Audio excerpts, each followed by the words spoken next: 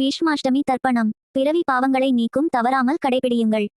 பீஷ்மர் தன் விருப்பப்படி மரணமடையும் வரத்தை பெற்றவர். மகாபாரத குருஷேத்திர போர்க்களத்தில் உடல் முழுவதும் காயங்கள் அடைந்த அவர் உத்தராயண புண்ணிய காலத்தில் உயிர்விட தீர்மானித்து அஷ்டமியன்று பீஷ்மர் உயிர் துறந்தார். அதனால் அன்றைய தினம் பீஷ்மாஷ்டமி என்று அழைக்கப்படுகிறது. பீஷ்மாஷ்டமி தினத்தில் பீஷ்மருக்காகவும் நம்முடைய முன்னோர்களுக்காகவும் தர்ப்பணம் செய்தால் நாம் இப்பிறவியில் செய்த பாவங்கள் நீங்கி நம்முடைய வாழ்வில் நிச்சயம் சுபிட்சம் ஏற்படும் என புராணங்கள் கூறுகின்றன. பீஷ்மர் உயிர் பிரிந்து மோட்சம் பெற்றாலும் அவர் பிரம்மச்சாரி என்பதால் அவருக்கு தர்ப்பணம் செய்ய வாரிசுகள் இல்லை. ஆனால் பீஷ்மர் ஒழுக்க நெறி தவறாமல் பிரம்மச்சாரிய விரதத்தை கடைபிடித்து வந்ததால் அவருக்கு சிராத்தம் செய்ய வேண்டிய அவசியமில்லை என்று வியாசர் கூறினார்.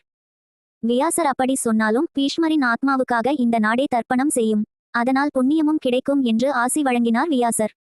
மகாபாரதத்தில் கங்கையின் மைந்தரான பீஷ்மரை அறியாதவர்கள் யாரும் இருக்க முடியாது.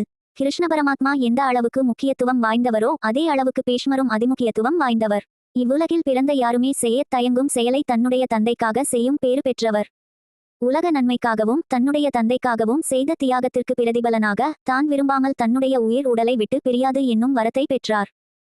இதனால் பாண்டவர்கள் கௌரவமான பிதாமகர் என்று மரியாதையுடன் அழைக்கப்பட்டார். தான் என்றைக்கு நியாய தர்மத்தின் பக்கம் நிற்பதாக எண்ணிக்கொண்டாலும் விதியின் சூழ்ச்சியால் பாரத போரில் கௌரவர்கள் பக்கம் நின்று போரிட்டார். விதியின் கணக்கு.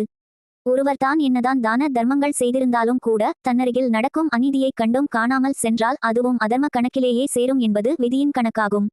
அதனால் பீஷ்மர் நல்லதையே செய்திருந்தாலும் தன்னுடைய இரத்த உறவுகள் செய்யும் அதர்மத்தைக் கண்டும் அதை தட்டி கேட்காமல் அமைதியாக வேடிக்கை பார்த்து கொண்டிருந்த காரணத்தினால் தன்னுடைய கர்ம வினைப்படி அனுபவிக்க வேண்டிய தண்டனைகளை அனுபவிக்க வைத்தது விதி. அனைத்தும் கற்றறிந்த பிதாமகரான பீஷ்மர் துரியோதனனின் சபையில் துச்சாதனன் திரௌபதியின் கூந்தலை பிடித்து இழுத்து வந்து அனைவரின் முன்னிலையில் அவளின் துகிலை உரித்தபோதும் அதை தட்டி கேட்காமல் மௌனகுருவாக உட்கார்ந்து வேடிக்கை பார்த்து கொண்டிருந்தார். தன் கண்ணெதிரே யாரும் செய்ய துணியும் பாதகத்தை தட்டி கேட்காமல் வேடிக்கை பார்த்து பெரும் பாவத்தை சேர்த்துவிட்டார். துரியோதனனின் சபையில் தான் செய்த மாபெரும் பாவச் செயலின் காரணமாகவே பிதாமகரான பீஷ்மர் மகாபாரத போரில் அம்புகளால் வீழ்த்தப்பட்டார். அம்புகளால் வீழ்த்தப்பட்டு அம்புபடுக்கையில் கிடந்தாலும் தான் பெற்ற வரத்தின் காரணமாக தன்னுடைய மரணத்தை மோட்ச காலமான உத்தராயண காலத்தில் உயிர் துறக்க விரும்பி மரணத்தை தள்ளிப்போட்டு வந்தார். பின்னர் பீஷ்மர் விஷ்ணுவை வேண்டிக் கொண்டார். அருகில் இருந்த கிருஷ்ண பரமாத்மா தன்னுடைய விஸ்வரூபத்தை பீஷ்மருக்கு காட்டி அருளினார். அந்த சமயத்தில் பீஷ்மர் அருளியதே விஷ்ணு சகஸ்ரநாமம் ஆகும். அப்போது மோட்சம் அளிக்கும் உத்தராயண காலம் ஆரம்பமாகிவிட்டதால் பீஷ்மர் தன்னுடைய உயிர் பிரிய வேண்டும் என்று வேண்டிக் கொண்டார். ஆனால் உயிர் பிரியவில்லை. உத்தராயண காலம் தொடங்கியும் தன்னுடைய உயிர் பிரியாததைக் கண்டு மனம் வருந்தி வியாசரிடம் விளக்கம் கேட்டார் பீஷ்மர். அதற்கு வியாசர் பீஷ்மர் செய்த பாவச்செயலை அவரிடம் எடுத்துரைத்தார். தன்னுடைய மாபெரும் தவறை உணர்ந்து கொண்ட பீஷ்மர் தன்னுடைய உடலை எரிக்கும் சக்தியை சூரிய தேவனிடம் இருந்து பெற்று தருமாறு வியாசரிடம் கேட்டுக்கொண்டார். உடனே வியாசரும் சூரிய சக்திக்கு நிகரான இருக்க இலைகளை கொண்டு பீஷ்மரை அலங்கரித்தார். இதையடுத்து நிம்மதியடைந்த பீஷ்மர் தியான நிலைக்கு சென்று மோட்சம் பெற்றார். பீஷ்மர் உயிர் பிரிந்து மோட்சம் பெற்றாலும் அவர் பிரம்மச்சாரி என்பதால் அவருக்கு தர்ப்பணம் செய்ய வாரிசுகள் இல்லை. எனவே அனைவருக்கும் சிராத்தம் செய்ய வேண்டும் என்று புராணங்களில் கூறப்பட்டுள்ளன. இருந்தாலும் பீஷ்மர் ஒழுக்க நெறி தவறாமல் பிரம்மச்சாரிய விரதத்தை கடைபிடித்து வந்ததால் அவருக்கு சிராத்தம் செய்ய வேண்டிய அவசியம் இல்லை என்று வியாசர் கூறினார். பீஷ்மாஷ்டமி தர்ப்பணம்.